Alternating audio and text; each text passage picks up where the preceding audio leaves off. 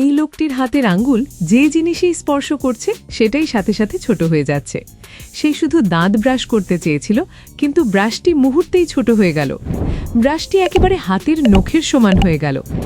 এরপর যেই সে দরজাটি বন্ধ করল, দরজাটিও চোখের পলকে ছোট হয়ে গেল।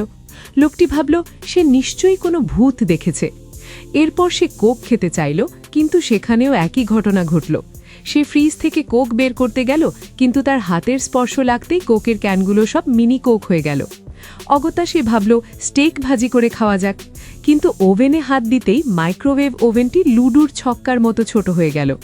কোনো উপায় না দেখে সে ভাবল গেম খেলা যাক, কিন্তু তার নতুন কেনা গেমিং চেয়ারটিও ছোট হতে শুরু করল, আর লোকটি ধপাস করে মেঝেতে পড়ে গেল। এসব দেখে সে পুরোপুরি হতাশ হয়ে পড়ল। ঠিক তখনই তার গার্লফ্রেন্ড তাকে ফোন করল। অনেক দ্বিধা করে সে ফোনটি রিসিভ করল, আর তার এত শখের ফোনটিও নিমিষেই ছোট হয়ে গেল। কিছুক্ষণের মধ্যেই ঘরের সব জিনিসপত্র ছোট হয়ে গেল। লোকটি তখন উপায় না পেয়ে ছোট কোক আর ছোট টিভিতেই সময় কাটাতে লাগল। ভাগ্যিস তার পোষা কুকুরটি সাথে ছিল, কিন্তু দুর্ভাগ্যবশত সে ভুল করে কুকুরটিকেও ছুঁয়ে দিল। এবার সে একদম পাগল হয়ে যাওয়ার অবস্থা। হঠাৎ তার ঘুম ভেঙে গেল এবং সে চোখ খুলল।